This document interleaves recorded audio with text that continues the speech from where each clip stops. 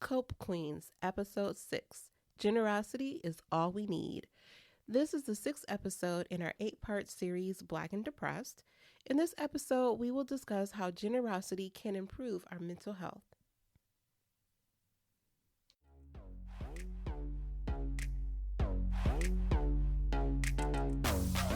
You're listening to the Cope Queens podcast, where every Wednesday, co-hosts Elaina and Tracy Hampton challenges mental health stigmas through sharing personal experiences, storytelling, interviews, and roundtable discussions about everyday life challenges. This podcast in no way is a replacement for mental health treatment. To learn more, please visit copequeens.com. Now, without further ado, let's cope together.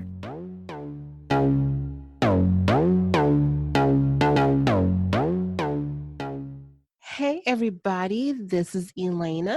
And this is Tracy. And today we are talking about generosity. And we're talking about generosity from the perspective of the impact it has on our mental well-being. So Tracy, when you think about generosity and being generous, what are some of the things that come to mind? The very first thing that comes to mind is volunteer work, because it's something that I'm passionate about. I love volunteering. But I also think generosity can be just those small acts that you perform for someone else. It can be something as simple as giving someone a compliment, holding a door for someone, saying thank you, or smiling and saying good morning. I think it runs the gamut of all those things. I would agree. My mom was going through a drive-through somewhere and I could hear in the speaker because she was on the phone with me. The employee just did not sound like he was having a good day. And so I said to her as she was pulling to the window, I said, you should be really nice to him when you get to the window. And she was like, why? He does not sound like he wants to be here. I said, that's why you should do it. Tell him like, oh, thank you so much. Oh, I appreciate you. Oh, have a great day. I said, be genuine about it, but extra stuff that people normally wouldn't say to somebody in a drive-thru. And so she was like, why? And I said, because you could be the person that makes his day better. Yeah. When I think about generosity, I do think about the volunteer work and things of that nature, but I also just think about, like you mentioned, some of the small things. Like I cannot let a door close behind me if I know somebody is walking up. I will stand there and hold it. I'm the same way. I think being generous and not expecting it in return, because if someone else doesn't hold a door for me, it's like I have the biggest attitude, like, oh my God, where were they raised? So it's like now I'm like, okay, are you really doing this to be generous, or are you just following what you think is a social norm and people have to do it? So now I'm trying to look at it from the standpoint of I'm holding a door open for someone because I'm truly trying to be generous to this person, not expecting the next person to do it for me. Like you said, even with your example, you never know, whose day you're making and what that small act could mean to someone else. That's where, for me, it's like I do things and I'm like, if I was in their position, that would have made me feel better. So when I do stuff like that, it makes me feel better. When you're generous to someone else, it does have an impact on your mental well-being. I feel happier. I don't need anything back in return. I'm just happy that I did it. I was being courteous. I was being generous. I was being pleasant. I was being polite. And that makes me feel better. Yeah. Absolutely. My daughter reminded me of, we went to a store and there was a gentleman there who was asking anybody if they had, any money to give. And I don't carry cash. And so I went back to the car and I said, I'm sorry, I don't carry cash, but here's what I do have. It was like a handful of pennies. He was like, does anyone even use pennies anymore? I was like, well, you have a blessed day, sir.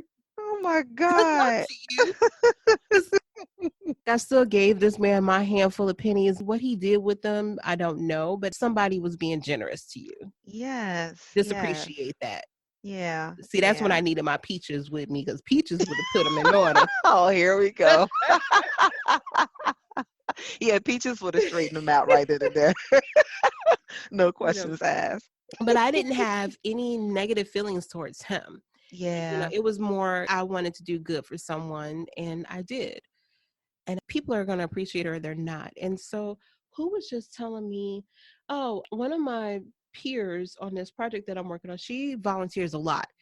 When she got done telling me everything that she does, I was like, you obviously wear a halo Mm-hmm. because I don't know where she finds the hours. Yeah. I don't remember if they were feeding the homeless or something like that, but she said the people were so rude to the No. volunteers and she Ugh. just could not believe. I said, well, you know what? It doesn't even Mm-hmm. matter. And I said, because you don't really know what they're going through.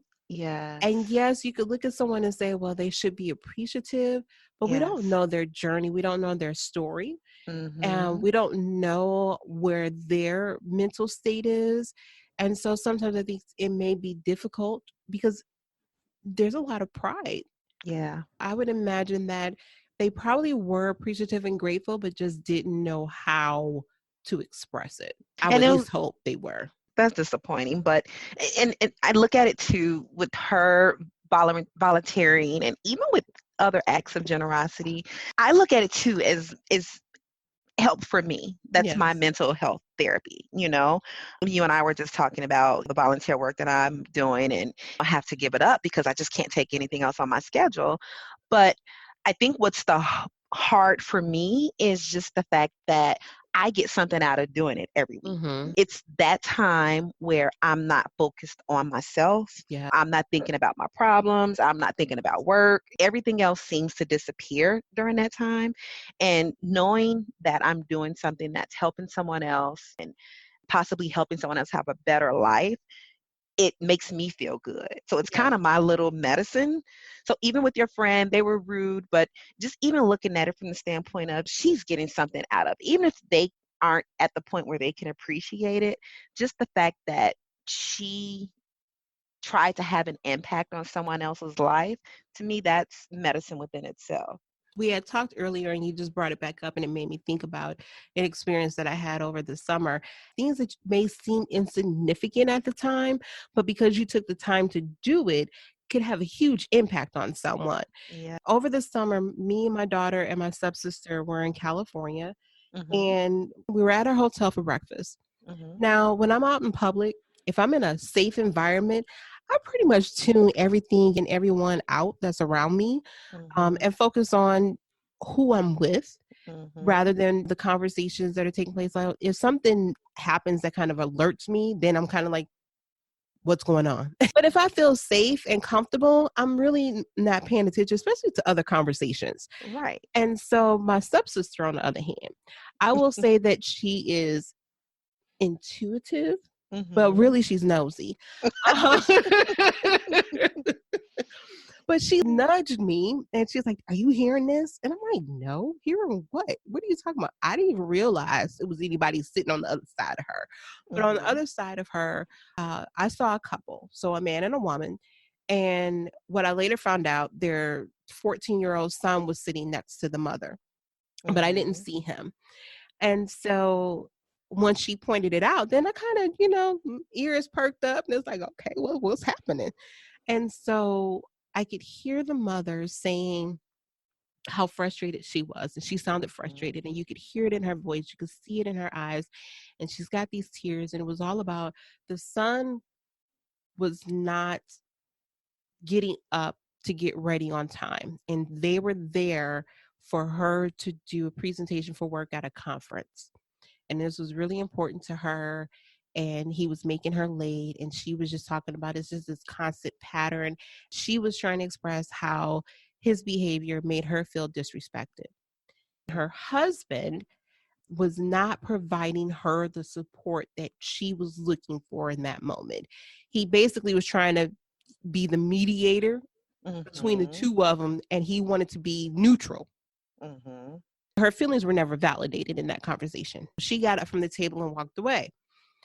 Well, at that time, my stepsister and I got up, and I'm thinking we're leaving. Like, oh, well, sorry that they're going through that. That sucks. But my stepsister goes over to this woman, and you could see the terror in this woman's eyes. Like, she just had no idea what this girl is coming to say to her. And my Mhm. stepsister walks over to her, and she just says, I'm proud of you. And this lady breaks down. We spent maybe after that an hour and a half to 2 hours just talking to her. We got to know her. Her name is Andy.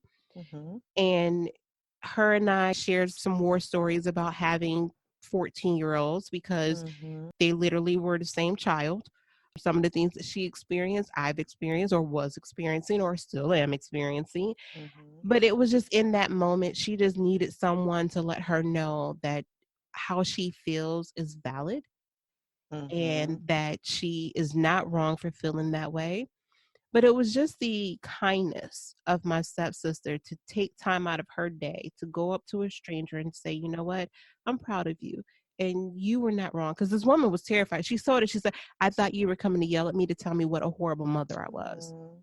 Like Yeah. she thought that she was just that wrong for even feeling the way that she felt. And was like, no, you were valid. High five, girl. Like, Exactly. check him. You better tell him, don't you get snatched. Mhm. Mhm. I told her, I said, I thought you handled it very well because I've definitely been in some households where that conversation would have looked completely Yes. differently, It went completely left. including my own. Yeah.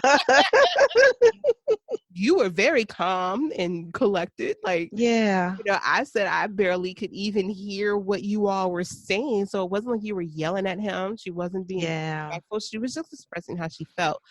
And we've kept in touch and text back and forth. But that moment just meant so much for her that it really just made her feel at peace.